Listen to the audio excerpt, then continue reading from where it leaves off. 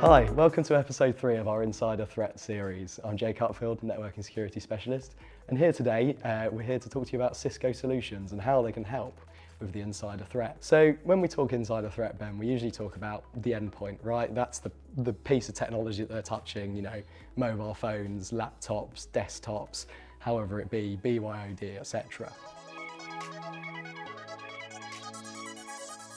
There's a couple of areas that Cisco can actually help in this.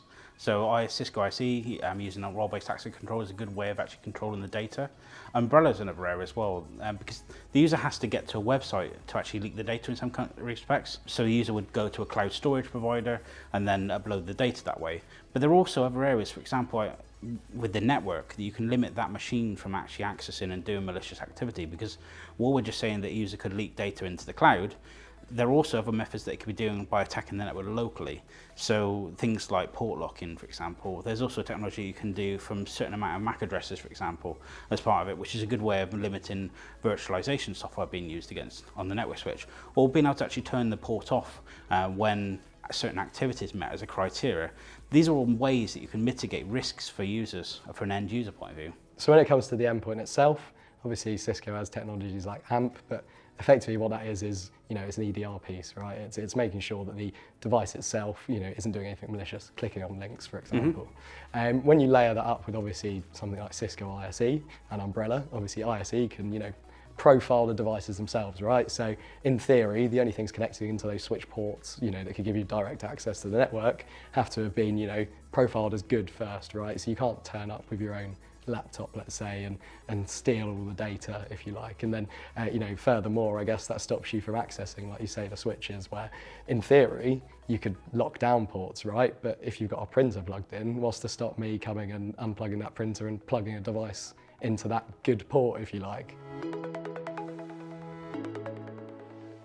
It's certainly a great way of controlling devices using the NAC to actually control what devices could be plugged into the environment, especially with ISE, because obviously with the role-based access control, which we mentioned earlier, it's a nice way of actually controlling what a user could or potentially could do. Some controls businesses don't tend to do because they like to be onerous, but you think the BYOD, as you mentioned, you don't want a user bringing a device in from home, let's say an access point or another laptop, that might have malware on it, and you just introduce that to the network and you end up with an instant response. Because it could be a case of that user has brought in a piece of malicious code that you don't have any controls on that network or don't have any listening or monitoring on it. So that virus could just go rife on that environment and cause you a massive headache. So it's a good way of controlling, and also, like you mentioned, BYOD, who's to say what data they take off with them or bring in? And I guess that then, as we sort of alluded to, leads to the whole internet web piece, right? I think, you know, probably if you go away and look at some stats, 80% of threats come from the internet or email or something like that, right? Clicking dodgy links.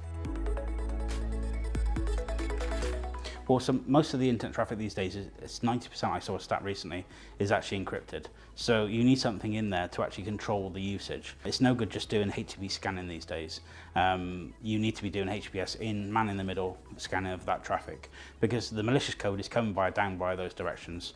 So Umbrella is able to stop, for example, the cloud storage, the malicious websites. It could be the dangerous websites that might have malicious code in it, but you might not see them as being dangerous at that point. But you've got the argument is, does the user need it? There's a productivity issue as well. If users have unrestrained access to sometimes parts of the internet, well, that might seem a bit tongue-in-cheek. Some people do have requirements to keep control of staff that may be unproductive, so you can use times and things around that control of the traffic. Okay, perfect. And I guess then equally that pours into more of the networking conversation that we can get onto next time, but with regards to obviously, you know, limiting what APs can access and things like that, these all obviously have, you know, a knock-on effect, right? And that can be achieved through the Cisco and obviously the Meraki estate from a networking side as well. Yeah, the DNA stuff, it's also worth mentioning the DNA stuff as well, because the IoT kit now is becoming more prevalent in the environment. So while we're talking endpoints, but endpoints some do correlate with the IoT kit, so the DNA stuff is very good to actually keep an eye on, like you say, access points or kit that could be deployed inside an office environment. Realistically, regardless of the technology itself, obviously Cisco is a leading provider in security, especially when it comes to endpoint and networking.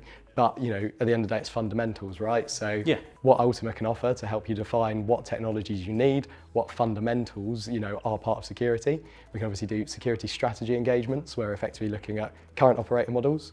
You know, we're going through the broad areas of security, right, and identifying with our customers where they are on that journey, what their competencies are currently, getting them to a target operating model, and obviously helping them deploy that as well, right? So, they might do nothing with incident, with access management, for example. Yeah, and there's also lots of other things you can do inside the device as well. You think like DLP is a good example on an endpoint. Sys lockdowns we can do as well for people, which is a good way of preventing users from doing activities they shouldn't be doing. So, but it all comes into the picture because this is all a risk model for people. You've got to understand the risk of what the user could do. As you think, we said earlier about switches and we will go on to firewalls in due course, but does the user need RDP on the machine? Do they need a command line? Most users don't. That's very good. And to be fair, Ben, I know that you obviously offer your own little assessments as well, right? So, I guess as part of this, I'd like to, shout out Ben and say, please do get involved, give us a phone call, and we can obviously do a top 20 controls type assessment, free of charge, and run through that with yourselves on a call just to find out, where you are in that initial strategy piece, and then ultimately going to help you build out that security story as a whole.